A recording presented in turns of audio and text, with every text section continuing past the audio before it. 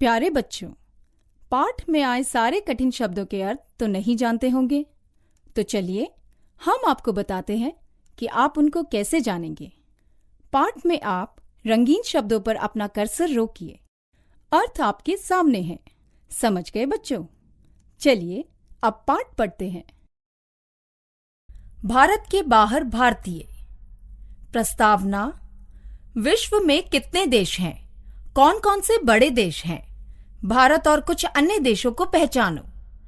क्या तुम्हारे कोई रिश्तेदार भारत से बाहर हैं?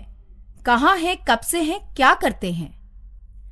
लोग भारत से बाहर नौकरी के लिए क्यों जाते हैं? क्या पहले जमाने में भी लोग नौकरी के लिए बाहर जाते होंगे? भारत एक राष्ट्र है। हम भारतीय इस देश के नागरिक हैं। 1947 में भारत अंग्रेजों के शासन से मुक्त हुआ और एक स्वतंत्र देश बना। 1950 में पूरा देश एक गणतंत्र बना। पहले भारत देश छोटे छोटे राज्यों और रियासतों में बटा था। हर राज्य का शासक राजा या नवाब होता था। कभी कभी कोई राजा दूसरे देशों पर आक्रमण कर उन्हें हरा देता था और उन राज्यों को अपने अधीन कर लेता था। ऐसा राज्य साम्राज्य कहलाता था और उसका शासक सम्राट। तुमने इतिहास में सम्राट अशोक, सम्राट चंद्रगुप्त मौर्य आदि का नाम सुना होगा। बाहर से आए मुगलों ने भी देशी राज्यों को अपने अधीन कर मुगल साम्राज्य की स्थापना की थी। भारत पहले सोने की चिड़िया कहलाता था। सारे संसार से यहाँ व्यापारी आए। अरब, डच, फ्रांसीसी, पुर्तगाली, अंग्रेज सभी यहाँ व्यापार के लिए आते थे। वे यहाँ से चीजें खरीद कर ले जाते थे और दूसरे देशों में बेचते थे। यूरोप से व्यापारी यहाँ के छोटे राजाओं को हराकर शासक बनने लगे और भारत में जगह जगह अपना साम्राज्य स्थापित करने लगे। डच ने तमिलनाडु में अपना राज्य बनाया, जिसे बाद में अंग्रेजों को बेचकर चले गए। पुर्तगालियों ने गोवा पर कब्जा किया। फ्रांसीसियों ने पुद्दुचेरी पर कब्जा किया। भारत के सबसे बड़े भाग पर अंग्रेजों का शासन था।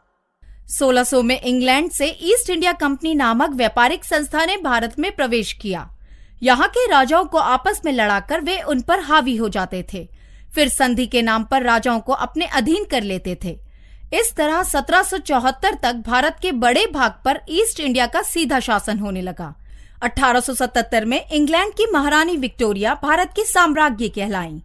तुम तो जानते ही हो कि महात्मा गांधी, जवाहरलाल नेहरू आदि नेताओं के प्रयत्न से 1947 में भारत स्वतंत्र हुआ।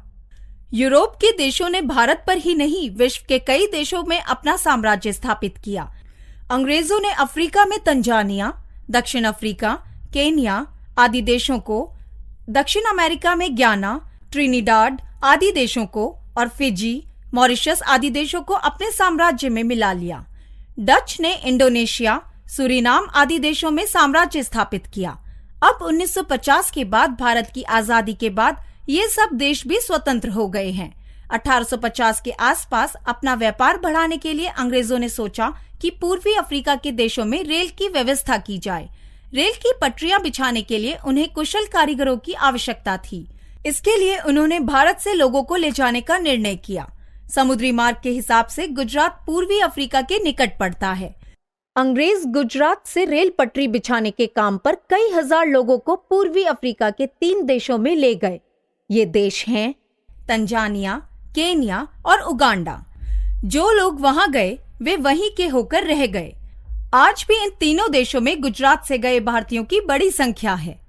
गन्ना समशीतोष्ण वाले देशों की फसल है, ठंडे देशों में नहीं होता।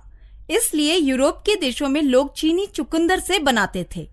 चुकंदर से चीनी कम बनती थी। जब यूरोप के लोग भारत में आए तो उन्होंने देखा कि यहाँ चीनी गन्ने से बनती है। भारत में तमिलनाडु, महाराष्ट्र, उत्तर प्रदेश, बिहार आदि प्रदेशों में बड़ी मात्रा में गन्ने का उत्पादन होता है। यहाँ गन्ने के रस से सिर्फ गुड़, शक्कर आदि बनते थे। आधुनिक तरीके से चीनी बनाने के लिए अंग्रेजों ने भारत में चीनी की मिलें बनाई और इस चीनी का यूरोप के देशों में आयात किया। लेकिन भारत में इतनी चीनी नहीं होती थी जो पूरे यूरोप को भेजी जा सके। उन्होंने अनुभव किया कि संसार में भारत की तरह की जलवायु वाले और भी कई देश हैं जहां गन्ने की खेती हो सकती है। उन्होंने उन देशों को अपने साम्राज्य का अंग बनाया और वहां चीनी की मिलें बनाने की व्यवस्था की। अब सवाल यह था कि उन देशों में खेती कौन करे मिलों में काम कौन करे? साम्राज्यवादी देशों ने निर्णय किया कि भारत के गन्ने के किसानों को वहां खेतीहर मजदूर के रूप में ले जाएं और वहां खेती शुरू करें। इसके चलते आज विश्व के 7-8 देशों में 150-200 साल पहले के गए हुए भारतीय बसते हैं। जहां भारतीय बहुतायत में बसे हैं वे देश हैं हिंद महासागर में मॉरिशस द्वीप, प्रशांत महासागर में फिजी द्वीप, कैरिबियन क्षेत्र में ट्रिनिडाड द्वीप, दक्षिण अमेरिका के उत्तर में गयाना और सुरेनाम देश। जहां कम संख्या में खेतीहर गए वे देश हैं कैरिबियन में जमैका द्वीप, अफ्रीका के दक्षिण में दक्षिण अफ्रीका आदि देश। आज मॉरिशस में भारतीय मूल के लोग 80% हैं। वहां स्कूल कॉलेज में कई भारतीय भाषाएं पढ़ाई जाती हैं। फिजी वास्तव में 332 छोटे द्वीपों का समूह है। यहाँ भारतीय मूल के लोगों का प्रतिशत 50 है। शेष वहां के मूल निवासी हैं। ट्रिनिडाड में 40% भारतीय मूल के लोग हैं। 40% अफ्रीका से गुलाम के रूप में लाए गए खेतीहर मजदूर हैं। शेष यूरोपीय आदि हैं। सूरीनाम में 60% से ऊपर भारतीय मूल के लोग हैं। शेष वहां के मूल निवासी हैं। गयाना में ट्रिनिडाड की तरह आधे भारतीय मूल के लोग हैं। ये सब लोग इन देशों में आज से लगभग 150 से 200 साल पहले के समय से इन देशों में गए थे। उस समय उनके ठेके पर उन्हें ले जाने वाले यूरोप के मिल मालिक इनसे गुलामों जैसा व्यवहार करते थे। वे हर तरह से उनका शोषण करते थे, उनसे दिन भर काम कराते थे और ठीक से मजदूरी नहीं देते थे। उनके लिए शिक्षा की व्यवस्था नहीं थी। प्रत्यक्ष या अप्रत्यक्ष रूप से उन्हें धर्म परिवर्तन के लिए मजबूर करते थे। कई जगह उन्हें अपनी भाषा बोलने पर भी पाबंदी लगाई गई थी। उन्हें लगभग 100-150 साल तक नारकीय यातनाओं से गुजरना पड़ा।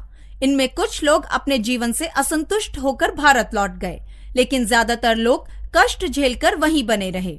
आज ये देश स्वतंत्र हो गए हैं। अब वहां के लोग स्वयं अपने मालिक हैं। इस कारण इन देशों की आर्थिक स्थिति सुधरी है। यातायात की सुविधाओं के कारण अब वहां के भारतीय मूल के लोगों का भारत में आना जाना शुरू हुआ है।